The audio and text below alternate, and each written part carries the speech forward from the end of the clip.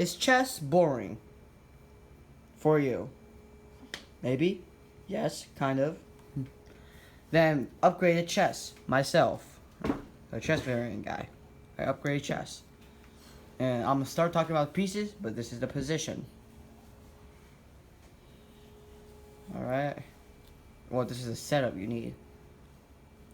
And the board size, I think you need, I don't know, you could count it yourself, but I think it's an 8x14 board. And let's start. Start with the pawns. Yes, I don't have much pawns, I just replaced with these pawns. But all of them move the same. The pawns are just regular pawns. You can move 2 squares on the first move, or 1 square on the first move.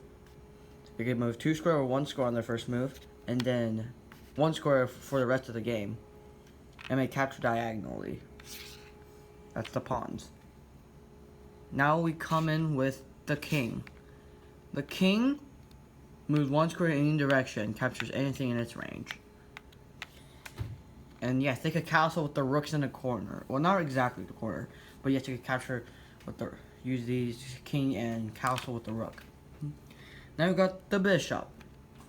The bishop is a bishop. It moves any number of squares diagonally without jumping over any pieces. And yes, the king is the one you gotta protect. It's simple.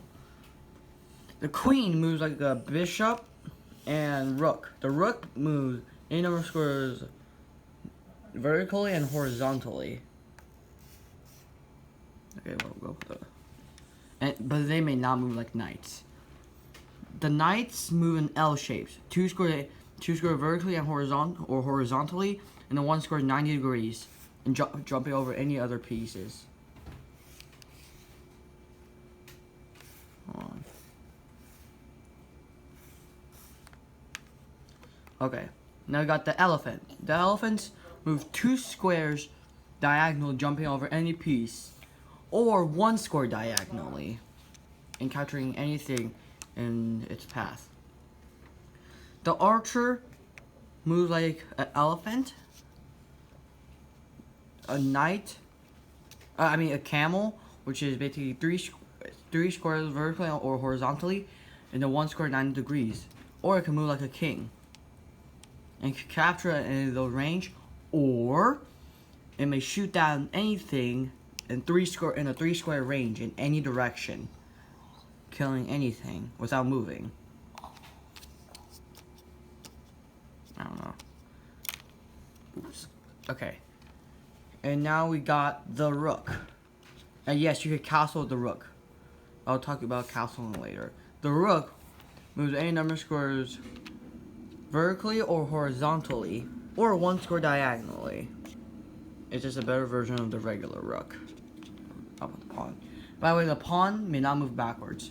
The cannon moves like a rook. But yes, it can move diagonally if it wants.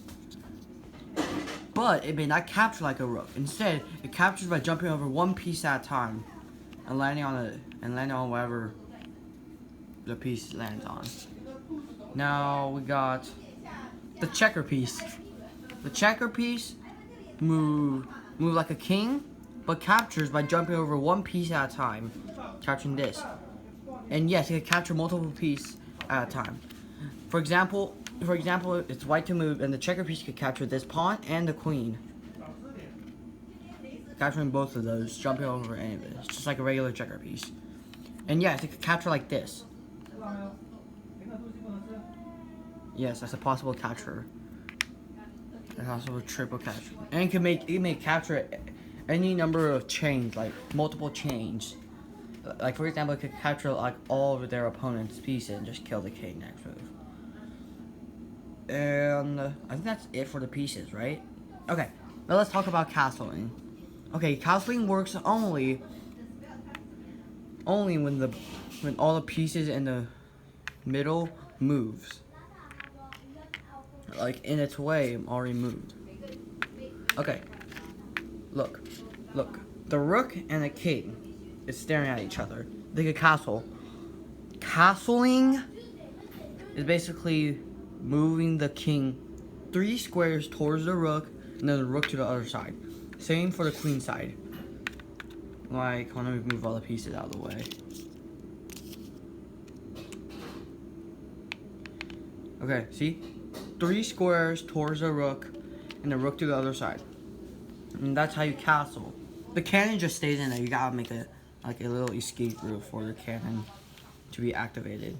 Or it could just stay in the castle and, you know, shoot in the long distance.